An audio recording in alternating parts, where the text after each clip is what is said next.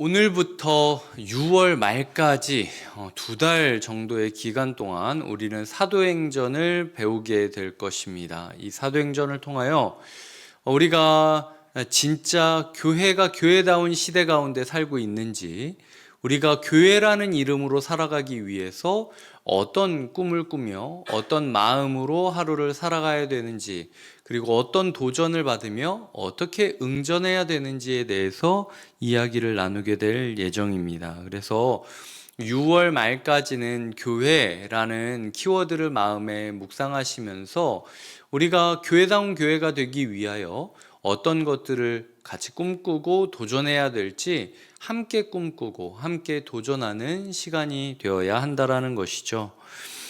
특별히 이제 이 설교를 진행하기에 전에 있어서 개인적인 광고 하나를 드리자면, 그래서 이제 사도행전 설교를 준비하고 있었는데, 어제 장례가 교회에 났습니다. 그래서 발인 예배, 천국 환송 예배가 내일 새벽에 있어요. 그래서 5시 20분에 이제 출발하기 때문에 4시 50분에 천국 환송 예배를 드리러 제가 가야 되기 때문에, 또 이제 거기가 신촌이라 내일은 특별히 김한 전도사님이 인도하신다라는 것을 이야기 드립니다.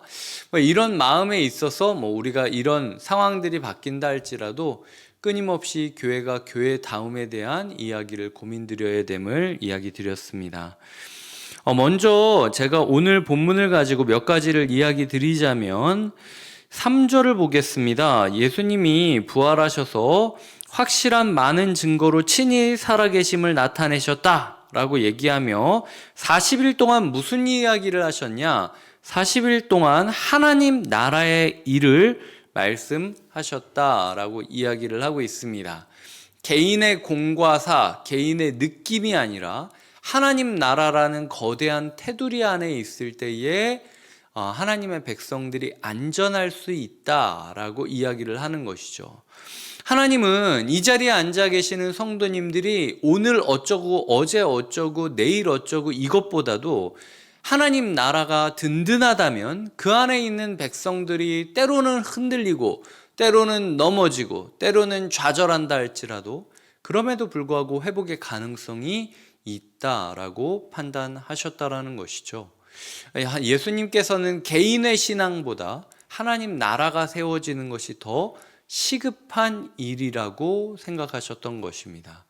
우리가 기도 제목을 가지고 하나님께 나오고 그 하나님 앞에 우리의 신앙을 세워갈 때 개인적인 문제, 개인적인 신앙만을 가지고 신앙생활을 하신다면 전에도 제가 몇 번 말씀드렸듯 분명히 시험에 드는 날이 올 겁니다. 내가 과연 적절한지도 잘 모르겠고 자꾸 개인을 비교하다 보면은 비교하고 경쟁하는 문화가 교회 안에 생길 수 있습니다. 우리의 모든 초점이 예수님께서 하나님 나라가 이루어지는 것에 대하여 말씀하셨다면 우리가 하나님의 나라를 이루고 있는지만 신경 쓰시면 되는 거예요. 그 안에서 때로는 내가 길거리에 굴러다니는 흙더미 같다 느껴진다 할지라도, 그리고 아무 쓸모없는 돌멩이라 느껴진다 할지라도 그걸 사용하시는 하나님 나라 안에 있는 섭리를 따라 살아간다면 우리의 인생은 분명히 의미를 찾을 수 있다라고 이야기를 하고 있다라는 거죠. 하나님의 나라를 우리가 꿈꿀 때 기억하셔야 될 것은 11절입니다. 이르되 갈릴리 사람들아 어찌하여 서서 하늘을 쳐다보느냐라고 이야기를 하는 거죠. 예수님은 하늘로 가신 본 그대로 다시 오실 것이다 라고 이야기를 하고 있습니다. 10절에 보면 이 이야기를 한 것이 그들 곁에 있었던 두 사람, 흰옷 입은 두 사람이 말했다라고 하는데요. 익히 기억하시듯 예수 그리스도께서 부활하셨을 때 예수 그리스도의 부활을 증거했던 두 증인이 있고, 그리고 이 여인들을 세 번째 증인으로 세웠다라고, 그 세 번째 증인이 될, 덤으로 얻은 증인이 될 기회를 하나님께서 은혜로 주셨다라고 전에 이제 마가복음을 설교하면서인가 제가 이야기 드렸던 적이 있습니다. 이런 부분에 있어서 우리가 정말로 예수 그리스도의 증인이 되어서 살아가야 되는데, 기억해야 될 건 하나님의 나라라고 해서 너무 영적인 것으로만 생각하며 하늘만 쳐다보고 있지 말라는 이야기를 오늘 주님께서는 우리에게 주고 있다라는 것이죠. 교회가 그냥 멍하니 하늘만 쳐다보고 성령 주시옵소서, 은혜 주시옵소서, 내 마음에 감동 주시옵소서 이런 식으로 이야기하고 끝날 것이 아니라 고개를 땅으로 내려서 지금 내 곁에 있는 이가 어떤 어려움에 처해 있는지, 지금 우리가 얼마나 괴로운 시절을 보내고 있는지를 정확하게 바라보아야 된다라는 것입니다. 하나님께서는 오늘 우리의 시선이 하늘보다도 땅에 있기 원하신다라는 거죠. 네가 이 땅을 보고 구해주지 않으면 누가 이 땅을 구할 수 있겠니? 하나님께서 우리에게 말씀하고 있다라는 것. 그래서 우리가 오늘 기도하고 하루 종일 살아갈 때 영적으로 내가 얼마나 충만한가, 내 만족도가 얼마나 큰가, 뭐 이런 식으로 우리가 하늘을 보는 시각을 키우는 것도 좋겠지만 적어도 오늘 말씀에서는 하늘을 보던 눈을 땅으로 내려라 라고 성령님이 말씀하시는 것을 기억하며 오늘 우리가 마주하고 있는 삶의 현실이 과연 하나님이 원하는 모습일까? 과연 우리가 있는 이 가정을 하나님의 나라라고 부를 수 있을까? 우리가 있는 이 교회를 하나님의 나라라고 부를 수가 있을까? 우리가 지금 있는 이 사회를 하나님 나라라고 부를 수 있는가에 대한 답변을 해가는 것이 중요하다라는 겁니다. 다음으로 갈릴리 사람들아 라고 이야기를 하고 있지 않습니까?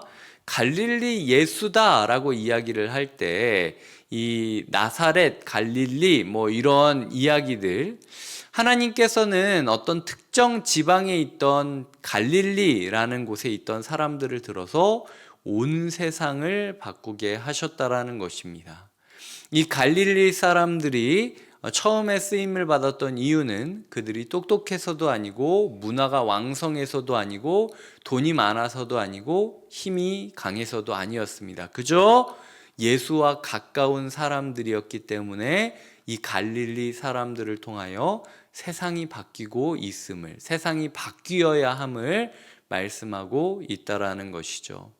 하나님께서는 우리의 돈이 많기 때문에, 우리의 힘이 강하기 때문에, 우리가 똑똑하기 때문에 우리를 세상의 시작점으로 삼으신 것이 아닙니다. 그저 예수와 가까웠기 때문에 하나님께서는 우리를 세상을 바꾸는 시작점으로 삼고 계시다라는 거죠. 때로는 갈릴리 사람이라는 말이 촌놈이라는 말로 느껴지기도 하고 갈릴리 사람이라는 말이 주눅들 수도 있습니다. 제가 성도님들에게 묻겠습니다. 중원구 사람이라는 말이 어떻게 느껴지십니까? 뭐 경기 광주에 사시는 분들인데 광주 사람이라고 하는 말이 어떻게 느껴지십니까? 때로는 우리의 삶 가운데 내가 조금 더 잘 살았으면 중원구에 살았을까? 라고 생각되는 지점도 있지 않겠습니까? 저야 뭐 하나님이 여기 중원구로 주사위를 던져 보냈으니까 당연히 중원구에 있지만 우리의 삶 가운데 그런 혹시라도 이 당시 제자들이 나는 갈릴리 사람이야, 나는 촌놈이야, 나는 돈이 없어, 나는 힘이 센 로마의 사람이 아니야, 나는 뭔가 똑똑하지 못해, 이런 약간 복음과는 상관없는 어떤 피해의식이나 열등감이 우리에게 있다면 우리 곁에 서신 흰옷 입은 두 사람이 성령님이 꾸짖고 계시다라는 거예요. 갈릴리 사람들아 어찌하여 하늘을 쳐다보느냐. 하나님께서 다 알고 계시다라는 거죠. 우리의 부족함, 때로는 우리가 촌티 줄줄 나는 거라 할지라도 하나님이 알고 계시면서 정확하게 갈릴리 사람들아 라고 부르고 계시다라는 거. 알고 부른 거야.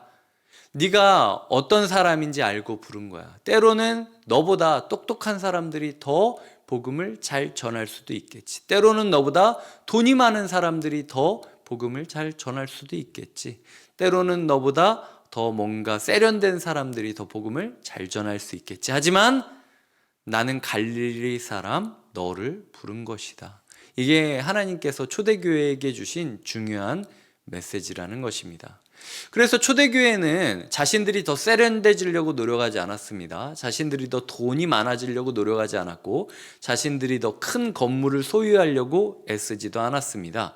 강대한 힘을 얻으려고 노력하지도 않았다는 거죠. 오직 갈릴리 예수 그리스도 곁에 있기를, 내가 예수 그리스도와 얼마나 가까운지만 생각하면서 살아갔던 것이 이 갈릴리 사람들로 시작되었던 교회의 중심이었다라는 것입니다. 우리 교회 조금 더 세련되지 못해도 괜찮습니다. 우리 교회 조금 더 영향력이 커지지 못해도 괜찮습니다. 우리 교회 조금 더 똑똑하지 못해도 괜찮습니다. 때로는 우리의 촌티가 복음이 더 전해지는데 하나님이 쓰실 수 있는 시작점이 될 수 있다라는 거죠. 우리가 하나님의 기준점이 아닌 걸로 자꾸 우리의 삶과 교회를 평가하는 것이 아니라, 우리의 그 부족함에도 불구하고 우리를 부르신 예수 그리스도와 동행하는 것을 우리의 삶의 1순위로 삼아야 된다라는 것을 이야기 드리고 싶다라는 것입니다. 마지막으로 이야기 드리고 싶은 것은 나에게서 성령으로 관점을 돌려야 된다라는 것입니다.